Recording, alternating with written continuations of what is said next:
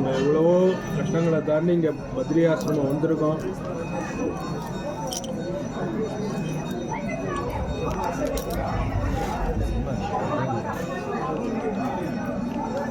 எவ்வளவோ சிரமங்களை தாண்டி பத்ரி ஆசிரமம் வந்திருக்கோம். வர வழியில் எவ்வளவோ லேண்ட்ஸ்லைன்லாம் ஆகி வந்திருக்கோம்.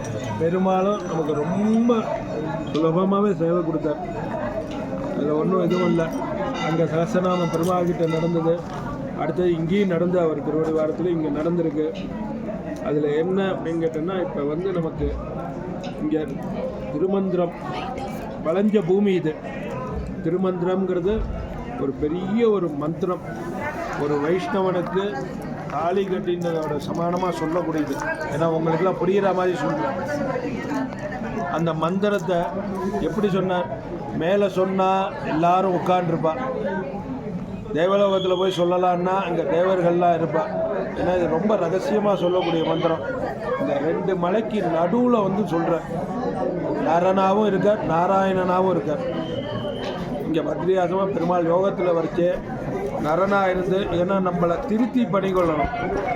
நம்ம திரும்பி மனுஷனாக பறக்கக்கூடாது. அதுக்கு என்ன வேணும்? மோட்சங்கிறது வேணும். சொர்க்கம் வேறு, மோட்சம் வேறு.